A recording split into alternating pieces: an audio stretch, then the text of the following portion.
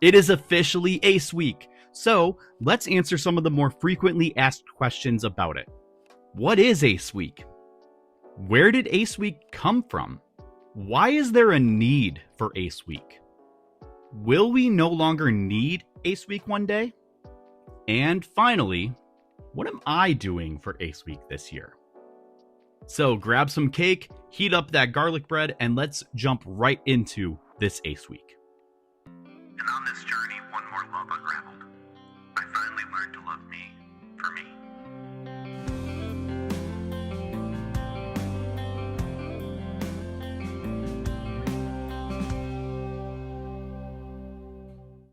Let's get right into it. What exactly is ACE Week?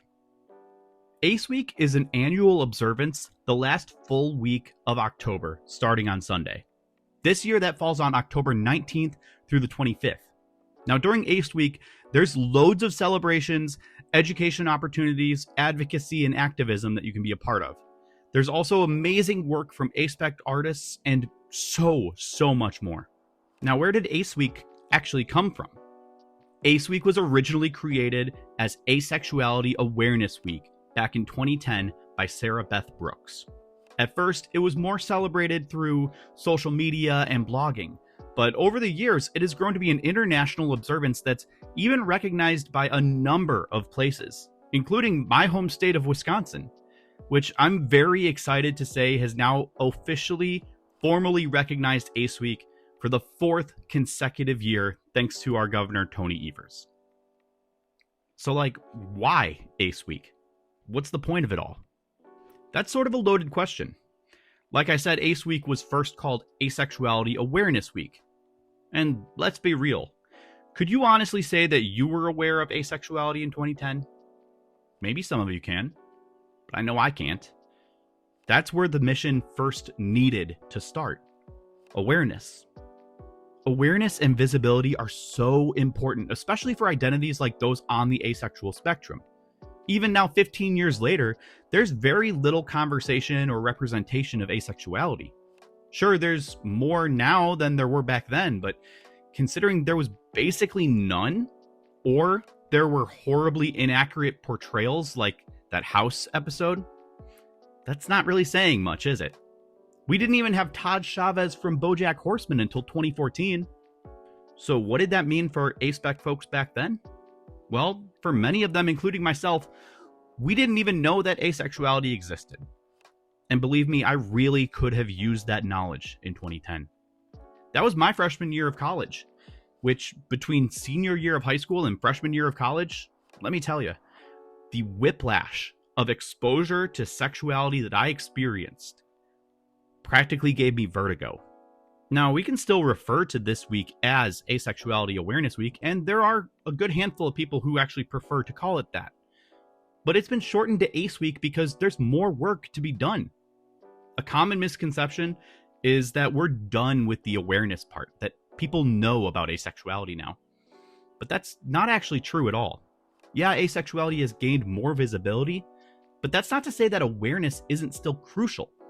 The reality is, this week is about all of the work involved with advocating for ACE voices, which still includes awareness, but also education, collaboration, community, diversity, and much more.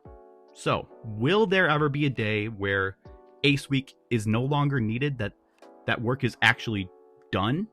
That's kind of like the assumption that the awareness part is done. No, I truly don't believe that we will ever find ourselves in a scenario where ACE Week can just ride off into the sunset. Nor do I want that to happen. It's about celebrating our community and ourselves, reflecting on how much we've learned and grown in ourselves and with one another. It's about looking to the future. What else do we still have to learn that's ahead of us? And it's about recognizing right now where we are, what work is happening, especially the work that we don't even know about.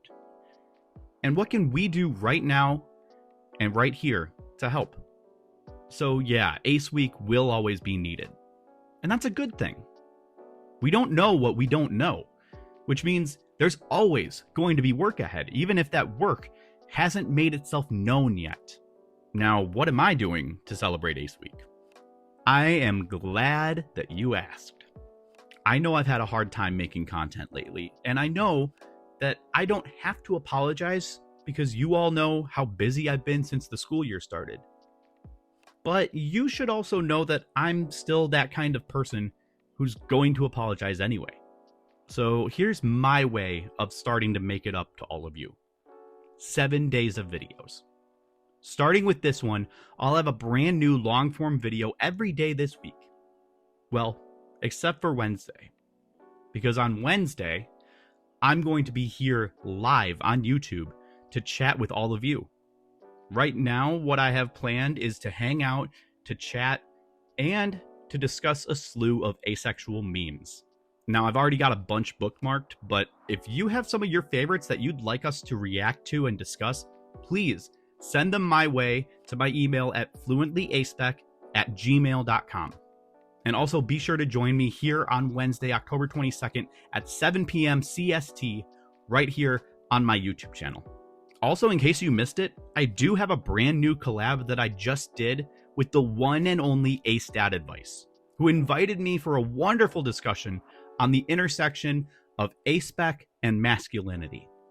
You can find that discussion on their Substack, which I'll link in this video's description. What are you doing to celebrate Ace Week? Let me know in this video's comment prompt. And please don't forget to give this video a thumbs up, share it out, and subscribe for more content.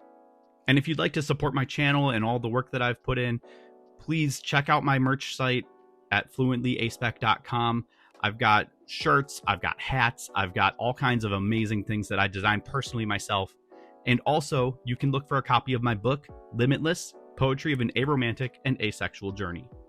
Let's have an amazing Ace Week, everybody, and thank you for being here. Be good to each other and to yourselves. I'll see you tomorrow.